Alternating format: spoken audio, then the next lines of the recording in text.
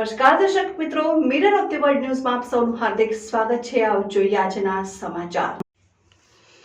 રાજમહેલમાં પરંપરાગત રીતે બિરાજમાન થવા શ્રીજીની શાહી પાલખી યાત્રા નીકળી વડોદરા શહેરમાં તમામ ઉત્સવોની ધામધૂમથી ઉજવણી કરવામાં આવતી હોય છે, જેમાં ગણેશ ઉત્સવ વડોદરાની આગવી ઓળખ ગણાય છે। આજે ભાદરવા સુદ ચોથથી ગણેશોત્સવનો પ્રારંભ થયો, ત્યારે વડોદરાની આન બાન શાન કહેવાતા લક્ષ્મી વિલાસ પેલેસના દરબાર હોલમાં બિરાજમાન થતા વિઘ્નહર્તા દુધાળા દેવ ગણેશજી વર્ષોથી પરંપરા મુજબ તાંડિયા બજારથી પાલખીમાં બિરાજમાન થઈ રાજમહેલ ખાતે પહોંચ્યા અને વિધિવત દરબાર હોલમાં ગણેશજીની મૂર્તિને હીરા મોતી જડિત આભૂષણ પહેરાવી રાજગુરુ આચાર્ય પ્રેમદત્ત વ્યાસ દ્વારા પૂજા અર્ચના કરી સ્થાપના કરવામાં આવી।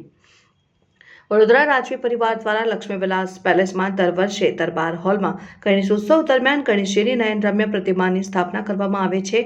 આ પ્રતિમા વર્ષોથી વડોદરાના કલાકાર એવા ચૌહાણ પરિવાર દ્વારા બનાવવામાં આવે છે, જેની પાછળ પણ એક રોચક ઇતિહાસ છે। આ વર્ષે પણ ચૌહાણ બંધુ દ્વારા તૈયાર કરવામાં આવેલી શ્રીજીની સુંદર પ્રતિમાનું સ્થાપન રાજ દરબાર હોલમાં કરવામાં આવ્યું।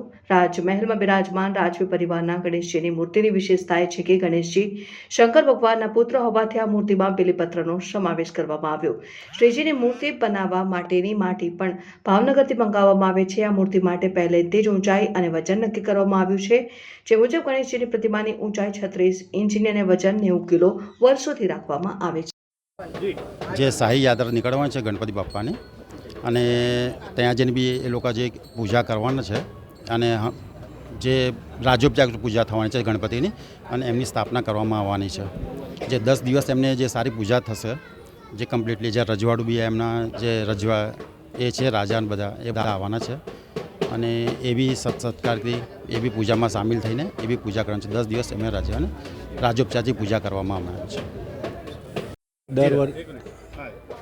દર વર્ષે પ્રમાણે આ વર્ષે પણ આપણે શ્રીજીની પાલખીમાં આપણે બિરાજમાન થશે અને અહીંયાથી પેલેસમાં 11 વાગ્યા સુધી પહોંચી જશે। ત્યાં વિધિસર એમની સ્થાપના થશે।